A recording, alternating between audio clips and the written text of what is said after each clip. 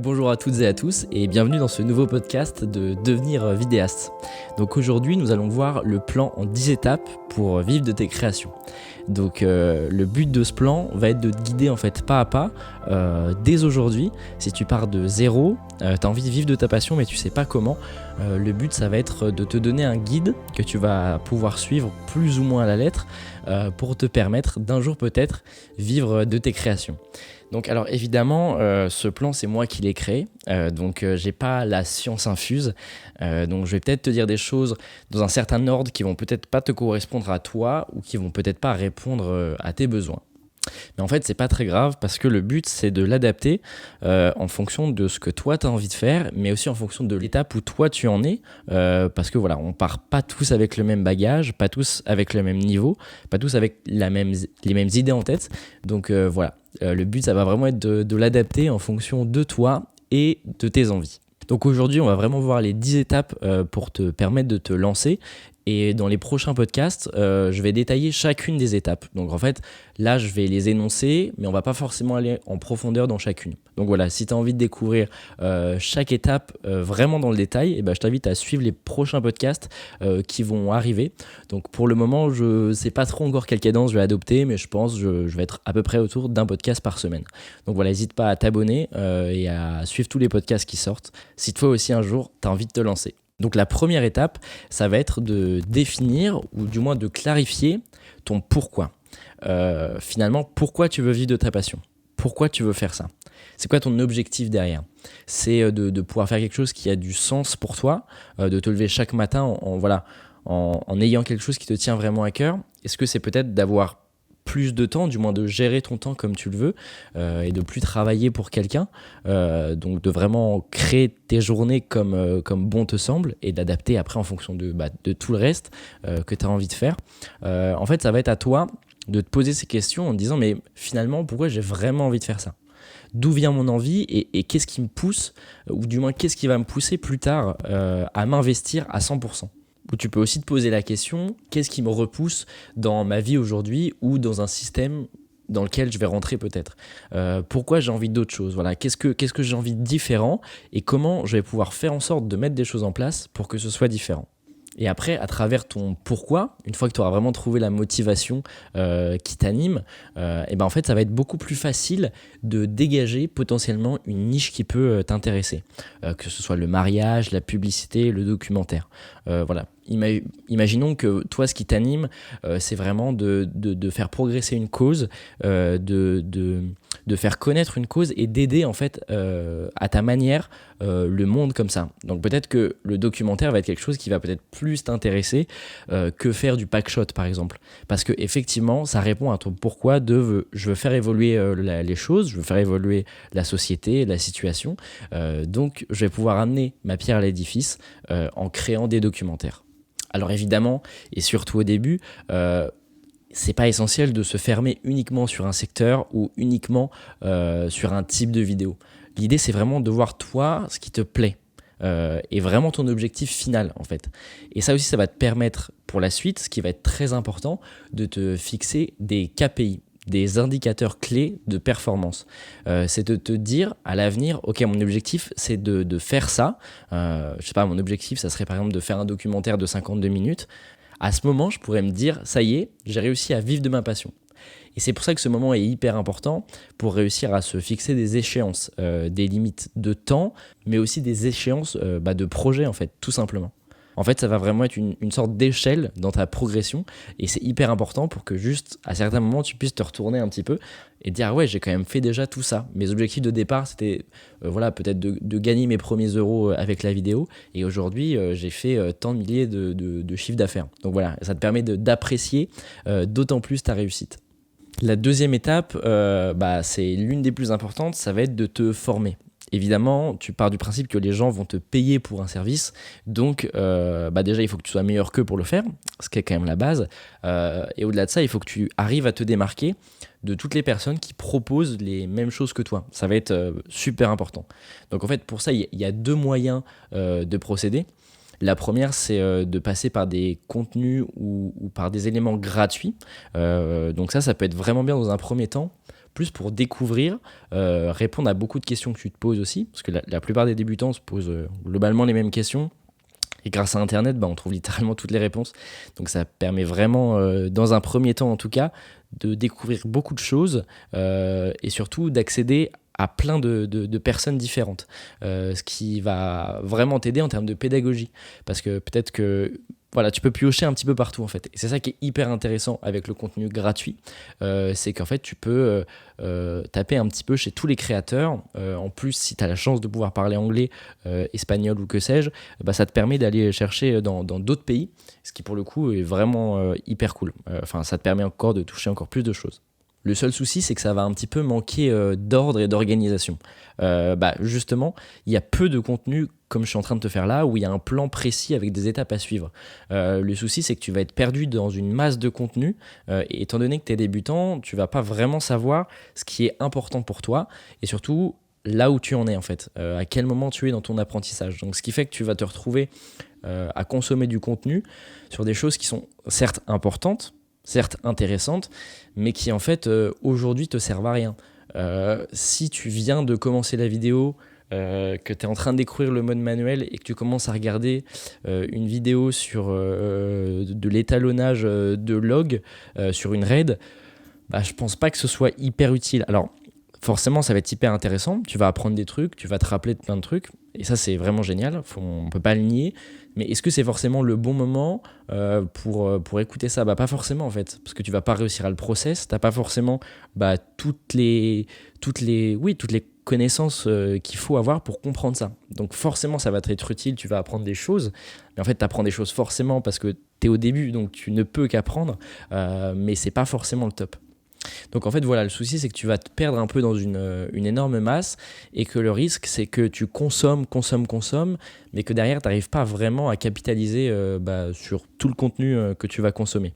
Donc où tu vas pas forcément tout mettre en place, ce qui du coup est pas forcément très intéressant, ou juste tu vas rester un petit peu dans un système où tu consommes, tu as l'impression de jamais connaître assez, du coup tu vas consommer encore plus, et en fait tu passes jamais vraiment à l'action.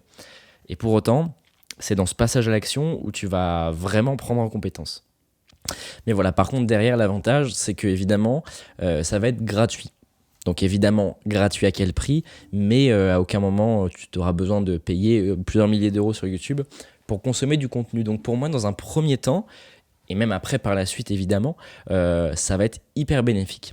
Ou alors, si vraiment tu as des problèmes très précis, je pense surtout sur des notions de montage. Si tu as besoin de faire un effet, si tu as des problèmes avec ton logiciel, là, le contenu gratuit va être vraiment parfait, parce qu'en fait, il y en a tellement et tout le monde a déjà eu ton problème. Donc ça, pour le coup, tu peux le régler assez facilement avec du gratuit sur YouTube, par exemple. Donc ça, vraiment, il faut y aller et vraiment en profiter. Maintenant, la deuxième façon de se former, c'est avec du contenu payant. Donc là, ça va être le fait de suivre idéalement un formateur, ou alors globalement une formation avec plusieurs formateurs, donc comme un BTS ou quelque chose de vraiment construit. En fait, là, ça va vraiment te permettre d'apprendre plus en profondeur, et surtout de quelque chose de tout bête, mais juste de pouvoir poser des questions, de pouvoir interagir avec une personne qui, théoriquement, a été à ta place un jour, a rencontré tes problèmes, et en fait, tu vas pouvoir lui poser littéralement toutes tes questions.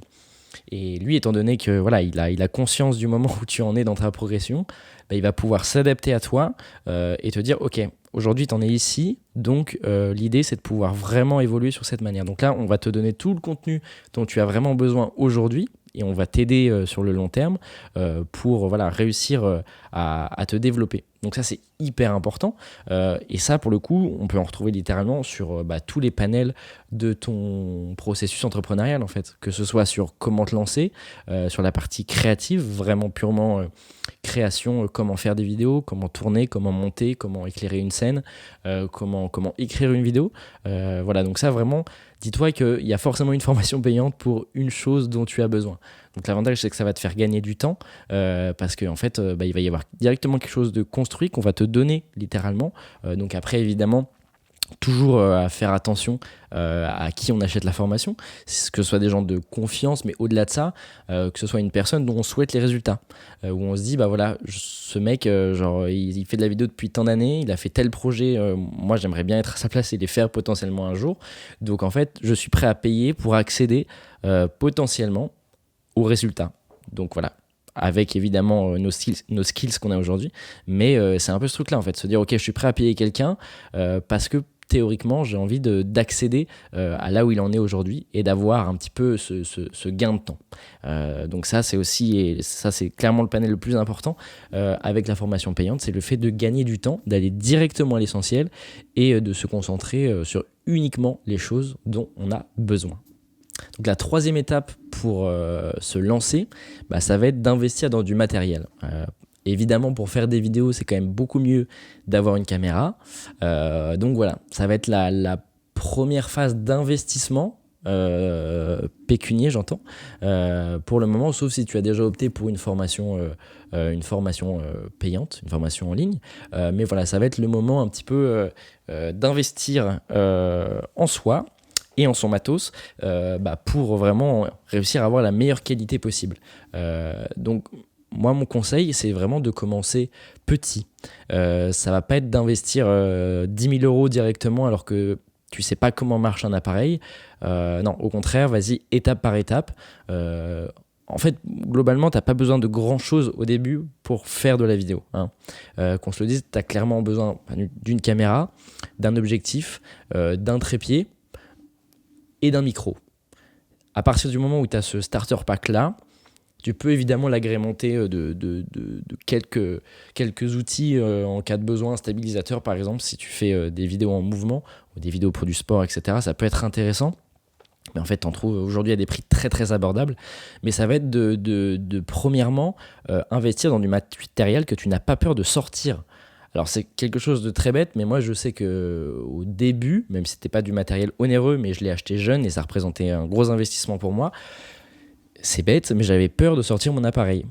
Parce qu'il y avait un peu de pluie, parce qu'il y avait un peu de vent, parce qu'on allait dans un endroit où voilà, c'était un peu, ça craignait un peu, enfin plein de trucs, où en fait tu te retrouves à avoir ton matos chez toi, que tu n'utilises pas parce que tu as peur de l'utiliser. C'est quand même un peu con. C'est clairement con. Donc en fait, vaut mieux avoir un matos qui coûte pas forcément hyper cher, mais que tu vas pouvoir emmener partout, et en fait que tu vas pouvoir utiliser en permanence, et donc par conséquent apprendre. Parce qu'en fait, il y a uniquement en faisant que tu apprends. Voilà, j'ai tout dit.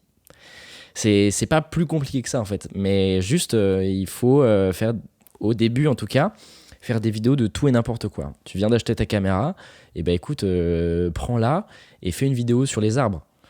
C'est pas terrible, mais on s'en fout. Le but, c'est juste de créer une histoire, de faire ta première vidéo et d'être fier de ça, et de créer un truc vraiment que tu kiffes. Et en fait, pour ça, t'as pas besoin d'un A7S3, t'as pas besoin d'une FX3, t'as pas besoin d'une RED. En fait, même limite au téléphone, ça suffit, tu vois. Alors, si t'as envie d'investir au début, carrément, vas-y, prends-toi un petit hybride ou voilà, quelque chose qui va te permettre de découvrir tous les réglages, etc. Mais t'embête pas à acheter une caméra hyper chère où tu vas t'endetter. Ou au début, si tu monétises pas du tout, tu vas te dire mais qu'est-ce qui se passe en fait, je perds de l'argent, pourquoi je l'ai acheté, je regrette, à cause de ça je peux pas m'acheter ça, machin. En fait, faut pas que ce soit une contrainte qui te restreigne dans la vie de tous les jours en fait, tout simplement. Et voilà, vraiment achète étape par étape. Avec juste le starter pack que je t'ai donné là, ça suffit en fait. Donc vraiment, à partir du moment où tu as ça, limite arrête de regarder des vidéos de matos sur le mini truc qui va t'aider à machin. Ok, t'as pas beaucoup d'argent forcément à investir, et juste prends le starter pack. Tu verras ensuite, une fois que tu gagnes un peu d'argent ou une fois que tu as envie d'investir plus, quand tu vas dire ok, peut-être que là ma caméra, j'ai trouvé ses limites. Voilà, si un jour tu arrives à atteindre les limites, parce que même d'un A6000 par exemple, faut y aller pour atteindre les limites, clairement. Mais voilà, si un jour tu as envie d'investir, fais-le, mais étape par étape, quoi. tu gagnes de l'argent, ok, là tu le réinvestis parce que grâce au matos que tu as rentabilisé, donc il t'a rien coûté en fait, littéralement.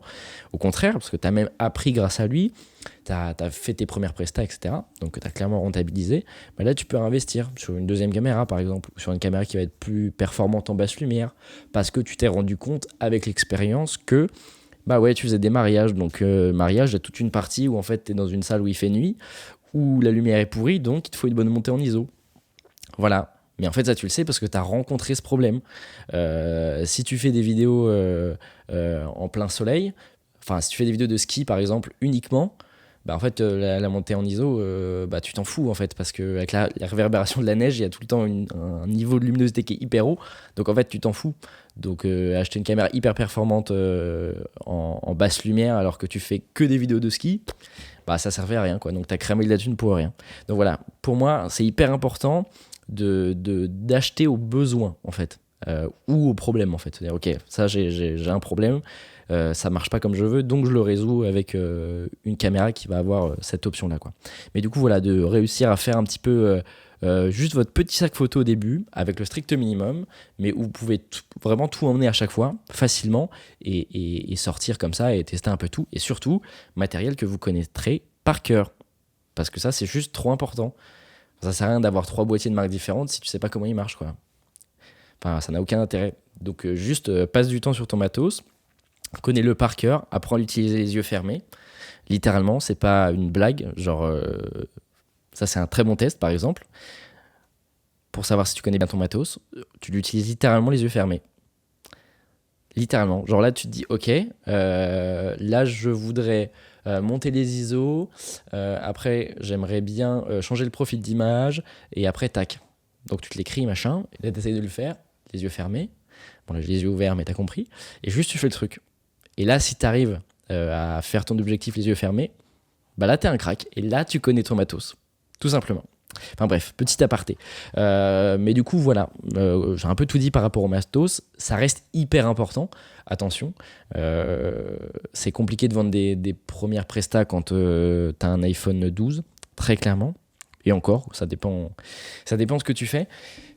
Mais voilà, ça reste un truc hyper important aux yeux du client pour ta légitimité. C'est sûr que si tu arrives petit débutant avec ta vidéo à 200 balles, si tu arrives avec 2 raids, une ARRI, etc., le client il va être épaté, clairement. Mais bon, si la vidéo, si tu sais pas trop gérer les caméras et que la vidéo est dégueu, ça va être juste un client déçu, quoi. Donc voilà.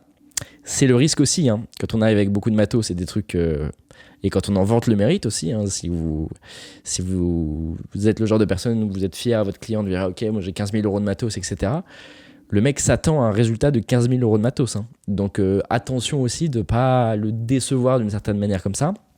Et de pas trop le hyper en lui disant vous avez bien fait de me choisir quand même parce que moi j'ai beaucoup de matos et tout. Et le moment où il voit les vidéos, il est en mode mais ça se tourne au téléphone, ça, non? Vous n'avez pas le... Donc voilà, faites gaffe à ça quand même. Ça peut être un petit peu con. Donc voilà. La 4e étape, ça va être de te créer un portfolio.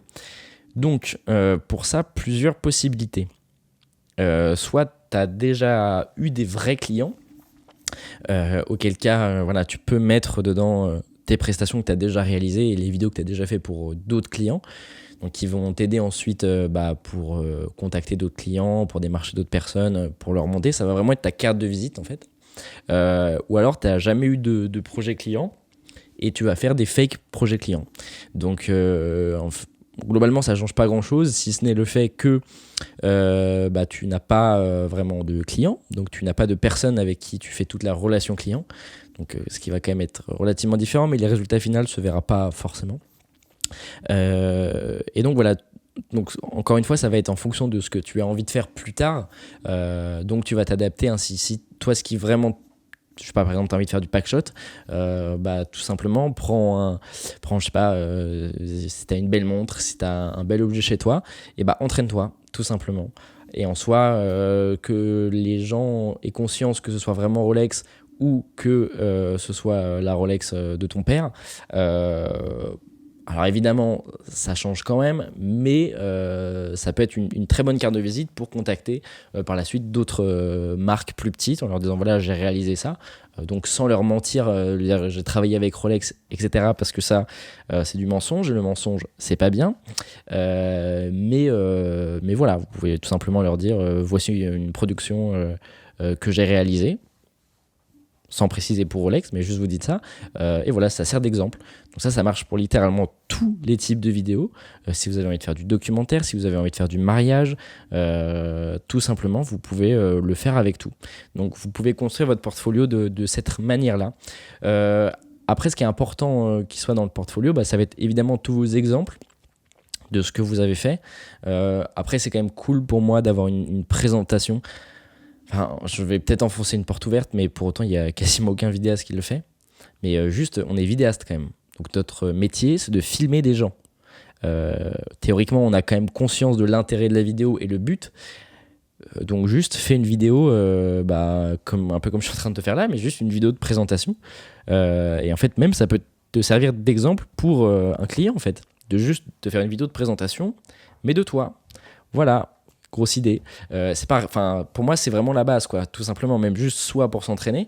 Je vais pas expliquer tous les avantages de la vidéo, mais un client qui tombe sur votre site internet, vous avez pas trop de rêves, pas trop de trucs.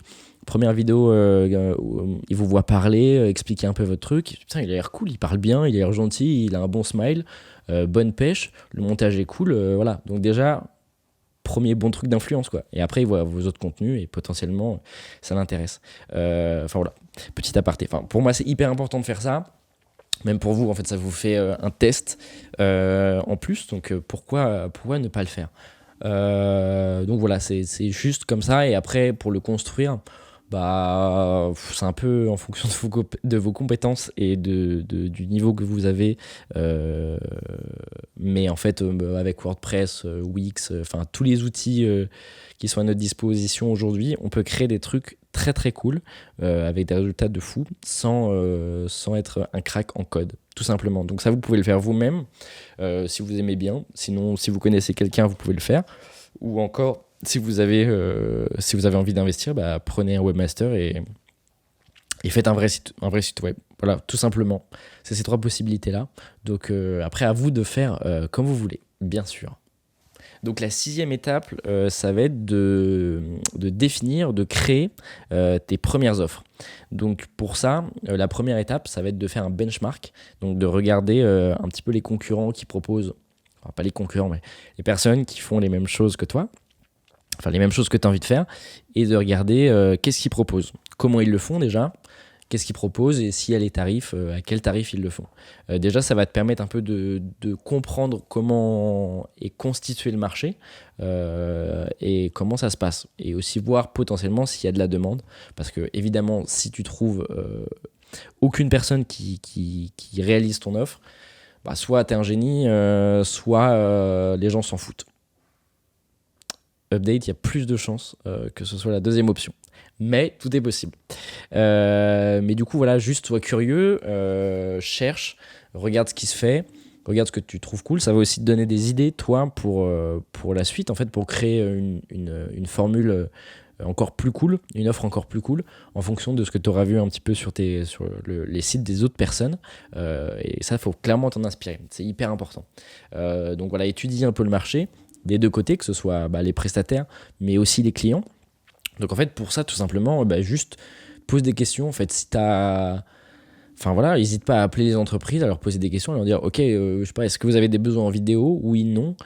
Et en fait, en leur expliquant la démarche dès le début, en vous présentant, etc.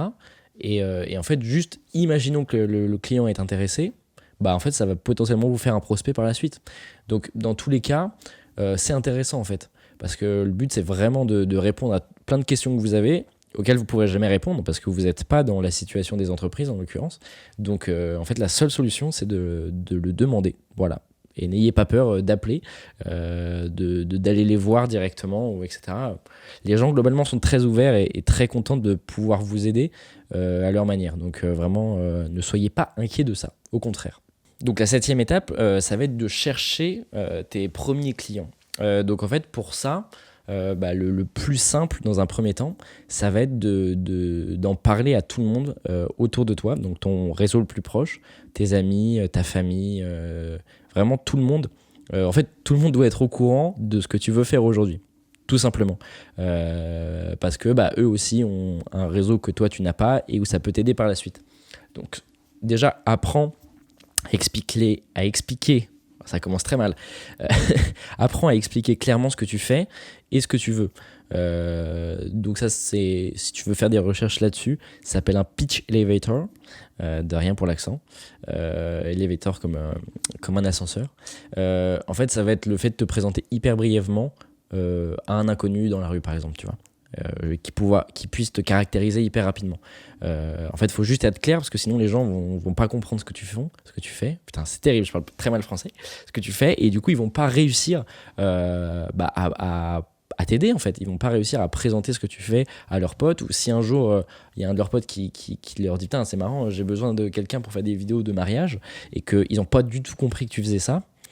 C'est con, voilà, t'as perdu un client. Donc apprends à te présenter, c'est clairement hyper important. Donc déjà, à partir du moment où tu en as parlé à tout le monde, théoriquement, si t'as pas déjà trouvé un ou deux ou même 3 clients, c'est louche. C'est très très louche. Alors évidemment, la plupart vont avoir des familles qui n'ont rien à voir avec le monde de la création, etc. Mais tout le monde travaille. La plupart des gens travaillent pour quelqu'un d'autre dans une entreprise, donc potentiellement ça peut être une personne d'intéressée, ou alors tout le monde a dans sa famille des gens qui vont se marier, donc potentiellement des gens intéressés. Enfin voilà, toujours être curieux, chercher autour de soi, parce qu'en fait il y a vraiment beaucoup de gens qui peuvent être intéressés autour de soi, et surtout ne pas avoir peur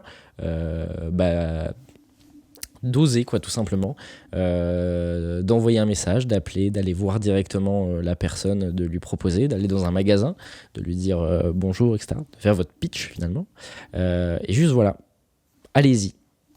En fait, le truc, c'est au pire, vous avez quoi à perdre. Juste la personne va très gentiment et très poliment vous dire écoutez, non, je suis pas du tout intéressé. Dans ce cas, essayez de savoir pourquoi elle n'est pas intéressée. Ça peut vous éliminer une cible qui est pas du tout intéressante en fait. Je sais pas, si vous dites vas-y, j'ai envie de faire une vidéo pour un coiffeur et que vous allez voir 3 coiffeurs, les 3 coiffeurs vous disent non, on n'est pas intéressé, pourquoi, et les 3 coiffeurs vous sortent la même raison, vous pouvez partir du principe que les autres coiffeurs de la ville vont vous répondre un peu la même chose. Donc soit vous persistez, soit vous réussissez à répondre à ce problème-là, voilà. Mais demandez toujours pourquoi en fait, et dans les deux sens, hein. Pourquoi vous voulez travailler avec moi, pourquoi vous voulez pas travailler avec moi. En fait, vous apprendrez globalement toujours en demandant pourquoi, en étant curieux, il n'y a aucun moment où c'est négatif, très très clairement. Donc vraiment, soyez-le. Donc la 8e étape, ça va être de réaliser tes premières prestations. Donc là, ça y est, tu as trouvé ton client.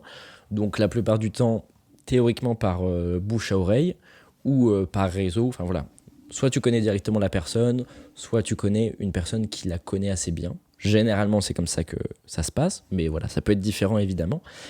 Donc en fait, ça va être hyper important parce qu'il y a un peu cet effet boule de neige qui fait que ton premier client va t'en rapporter un autre, qui va t'en rapporter un autre, qui va t'en rapporter un autre.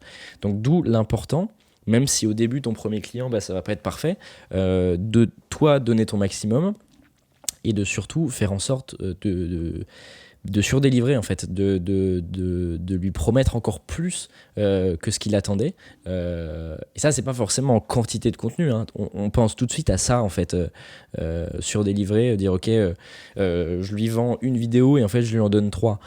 Et du coup les gens disent ouais, c'est pas bien de faire ça, parce que du coup ils ont pas tort, mais on peut surdélivrer sans donner plus de contenu, sans machin. Ça peut être juste une qualité au-delà de ce qu'il attendait, ça peut être un comportement auquel il s'attendait même pas, ça peut être, lui apporter un client par exemple, tout simplement, que vous connaissez, etc. Enfin, voilà, vous surdélivrez, juste vous apportez plus que la raison pour laquelle il a travaillé avec vous. Donc ça, à vous de le voir, il y a plusieurs manières de le voir, très clairement. Donc après voilà, c'est évidemment la base, mais soit professionnel, soit ponctuel, soit souriant, soit gentil, soit aidant, tout ce qu'on attend en fait d'une personne avec qui on a envie de travailler. Et toi le premier, si tu sais pas vraiment comment te comporter, mets-toi à sa place en fait. Tu te dis ok, là moi je suis ce gars-là, j'ai une entreprise de trucs, j'ai un mec qui vient faire une vidéo chez moi, comment je fais? Genre qu'est-ce que j'ai envie qu'il fasse, tu vois? Bah ok, j'ai envie que le gars il me dise pas comment on règle ma caméra, tu vois? Ok, donc ça il faut que je sache le faire. Enfin voilà, juste mets-toi à sa place, ça va te répondre déjà à beaucoup de questions et ça va vachement t'aiguiller. Mais voilà. À partir du moment où tu connais bien ton matos, où tu as toute la partie un peu technique en tête, où surtout tu as passé du temps avant le tournage à comprendre ton client, à parler avec lui, à savoir pourquoi tu es là. Toute la partie de pré-production est hyper important, en fait, surtout au début, juste pour pas avoir de problème le jour J, pour pas être surpris de te dire ah ouais mais en fait il y a des interviews, j'ai pas de micro moi, comment je fais? Bah en fait si on vous avait prévu le tournage ce jour-là et que t'as pas ton micro et que truc, enfin voilà tu vois. Et le truc c'est que c'est à toi de poser les questions au client, c'est pas forcément au client de te le dire en fait, parce que le professionnel c'est toi. En fait fondamentalement le client il sait pas ce qu'il a besoin. Il a une idée précise ou généralement il pense avoir une idée ou il a vu un truc sur les réseaux ou machin. Mais en fait, c'est toi le pro, c'est toi qui dois l'aider, c'est toi qui dois répondre à un de ses problèmes. Donc, pareil, s'il vient vers toi en te disant ok, moi j'ai tel problème, j'ai ça, il faut que je fasse ce type de vidéo. Si toi tu penses littéralement que ce n'est pas la bonne vidéo ou alors qu'il n'a pas besoin de toi, dis-lui.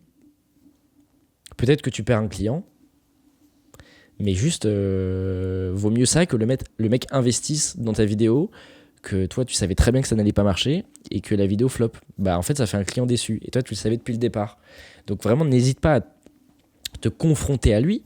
Quand je dis ça, c'est pas l'insulter, c'est pas être violent, c'est pas le rabaisser, hein. Se confronter, c'est juste lui dire non, je pense pas que ce soit la bonne idée parce que ta. Et juste voilà, tu joues ton rôle de professionnel, de l'image évidemment, mais aussi de la communication quand même, qui est un rôle hyper important, et juste de l'aiguiller comme ça, quoi. Donc vraiment adapte-toi à lui, à son besoin. Et du coup cette partie de pré-prod va être hyper importante pour toi, anticiper tous les problèmes que tu vas pouvoir rencontrer et pour t'adapter en fait. Imagine que tu poses pas la question, mais du coup il y aura des petites parties interview dans cette vidéo. Bah en fait si tu fais pas ça, typiquement si t'as pas de micro, bah t'es voilà, je vais pas dire le mot, mais et tu peux t'en prendre qu'à toi-même, quoi. Alors que si tu le sais un peu avant, là tu peux investir dans du matos, dans un micro-cravate, etc. Donc là tu vois, tu achètes au besoin parce que ce client-là en a besoin, donc tu le fais. Tu l'as pas fait avant, donc là c'est vraiment utile, tu as vraiment un achat utile. Si tu le fais suffisamment en avance, enfin tu dois le faire suffisamment en avance, mais comme ça tu apprends à l'utiliser, tu apprends à savoir comment ça marche, etc. Enfin voilà, tout simplement.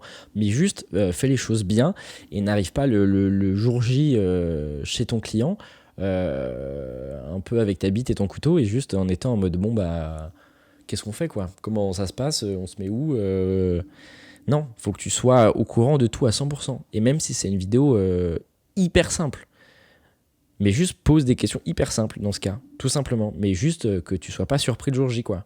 Enfin juste ça. C'est hyper important, rien que pour t'adapter pour ton matos, quoi. Et après, toi, tu vas être beaucoup plus à l'aise le jour J parce que tu as tout en tête. Tu sais comment ça va se passer, tu sais comment ça va se dérouler, tu sais exactement quel matos tu as besoin. Donc, en fait, genre, fais-le, quoi. C'est bête d'être un peu flemmard pour un truc qui peut clairement te changer toute ta presta et clairement t'améliorer ta vidéo à 100%. Donc, la 9e étape, ça va être de capitaliser sur des clients. Donc, c'est un peu l'effet de boule de neige que je te parlais avant. C'est de grâce à un client, donc grâce à ton premier client, tu vas réussir à trouver d'autres clients derrière. Donc en fait, pour ça, il y a quelques petits points qui sont hyper importants. Donc la première, ça va être de demander un témoignage de ton client pour le mettre par la suite, soit tout simplement sur Google, sur les notes Google, sur ta page Google, My Business, ou juste tout simplement sur ton site internet, quoi. D'avoir une petite partie bien faite, etc. Une petite partie témoignage qui te donne de la preuve sociale et qui est hyper important pour les autres clients qui vont les convaincre, les rassurer. Donc ça, vraiment, tu as intérêt à le faire. Tu peux le faire de différentes manières. Soit tu peux le faire juste tout simplement à l'écrit, bam bam. Ou alors, si vraiment t'es chaud, tu fais un témoignage en vidéo. Et là, on est sur un truc maxi stylé. Mais les deux sont possibles. À l'écrit, c'est déjà très bien, mais pense vraiment systématiquement à le faire à chacun de tes clients. Et pour les aider, qu'ils écrivent pas n'importe quoi et que ce soit pas juste un avis nul, un peu en mode parce que les gens savent pas quoi dire. Je critique pas en disant un avis nul, mais juste aide-les en fait tout simplement. Une fois que la presta s'est terminée, qu'ils t'ont payé évidemment, que t'as fait, enfin voilà, que toutes les formalités, que tu leur as envoyé tous les fichiers, une fois que la presta est vraiment terminée, et ben envoie un mail très précis où tu remercies encore une fois de tout le travail, tu fais un petit retour, etc. Et tu lui dis, bah voilà, donc là, tu réexpliques un peu en quoi le témoignage est hyper important pour toi. Et en fait, tu vas lui poser, genre, pour l'aiguiller et pour l'aider, on va dire entre 2-3 questions max.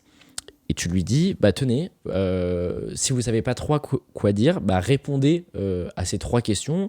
Et en gros, faites un paragraphe en répondant à ces 3 questions. Donc comme ça, vous allez vraiment aiguiller sa réponse et avoir les choses dont vous avez envie, quoi. Si vous avez envie qu'il appuie sur le côté un peu relationnel, etc., bah posez-lui une question. Est-ce que ça s'est bien passé le côté relationnel, quoi, tout simplement. Et vous pouvez un petit peu réussir à juger comme ça parce que bah, les gens ont peut-être jamais fait de témoignage. C'est un peu dur quand on a fini un truc et qu'on dit qu'est-ce que t'en penses, de répondre à un truc qui soit bien clair. Donc facilitez-leur la vie. Vous êtes sûr qu'ils le feront parce que eux, en fait, en vrai, ils en ont pas trop intérêt. Enfin, ils s'en foutent, quoi. Mais juste, ça prend du temps, etc. Donc, ils sont gentils de le faire aussi, quoi. Donc, facilitez-leur la vie. Ça, franchement, il y a que du positif. Donc, rendrez la chose vraiment facile à utiliser. Et en fait, ça va être hyper important, bah, juste pour capitaliser dessus, pour mettre des stories, etc. En disant, bah voilà, super, client content. Enfin, on va faire une story dessus, par exemple, mettre une story à la une. Enfin, après, voilà, tout est possible. Mais ça va rester hyper important pour la suite. Et en fait, c'est avec tous ces petits témoignages, tous ces petits projets que vous allez commencer à grossir, à prendre un peu de notoriété et où les gens, quand ils vont arriver sur votre site, bah, ils vont voir qu'il y a, je sais pas, 10, 15, 20 avis de gens où ils sont tous contents et juste preuve sociale oblige, ils vont se dire ce gars-là est très bon dans ce qu'il fait.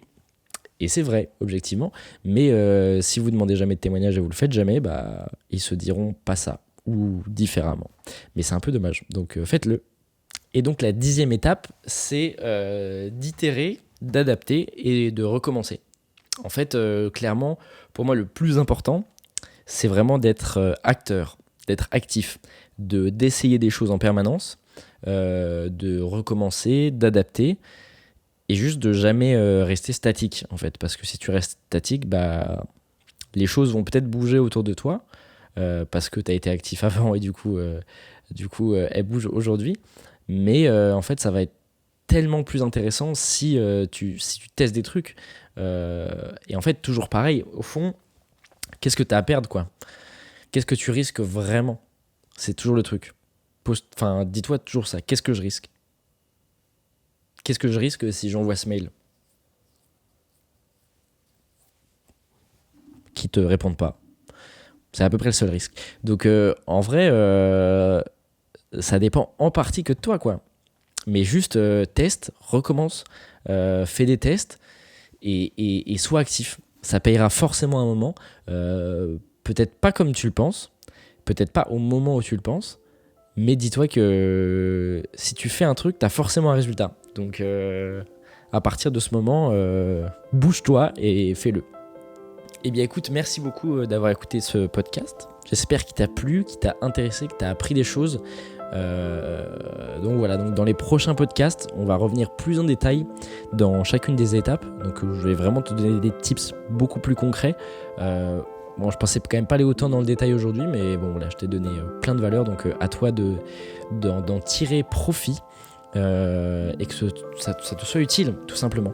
Mais voilà, reste à l'affût des prochains podcasts qui vont arriver pour t'aider à te lancer. Et voilà, tout simplement. Et ben écoute, je te souhaite plein de bonnes choses. Je me rends compte que je t'ai pas souhaité la bonne année. Quel mal poli, donc je te le souhaite à la fin. Il n'y a pas du tout de logique, mais c'est pas grave. Je te souhaite vraiment plein de bonnes choses. Je te donne toutes mes ondes positives. J'espère que tu vas vraiment réussir ton objectif, ton rêve, ton but. Parce que vraiment, je te le souhaite à 100%. Pour y être parvenu, c'est franchement la plus belle chose qui peut t'arriver. Donc franchement, crois en toi. N'aie pas peur d'échouer. Dans tous les cas, tu apprendras des trucs et en vrai, tu regretteras pas le chemin que tu as fait. Parce que si tu as ce rêve-là, si tu as ce truc en tête aujourd'hui, bah, c'est pas pour rien. Et si tu as envie de faire ça, c'est pas pour rien non plus. Donc écoute-toi, écoute ton cœur, écoute tes envies et fais tout pour que dans 2, 3, 4, 5, 10 ans, tu sois fier de toi et tu te dises putain mais j'ai bien fait de le faire en fait. J'ai bien fait de me bouger, j'ai bien fait d'y aller. En fait c'était pas du tout risqué. C'est juste l'image que je m'en faisais, mais juste putain si je l'avais pas fait, mais où je serais aujourd'hui quoi. Et en fait j'ai peut-être pas envie de savoir. N'hésite pas, si tu as d'autres questions, en tout cas, à me les laisser en commentaire. J'y répondrai avec grand plaisir. Ou à m'envoyer un message, ou comme tu veux. Eh bien, écoute, je te dis à très vite dans un prochain podcast de Devenir vidéaste. Salut!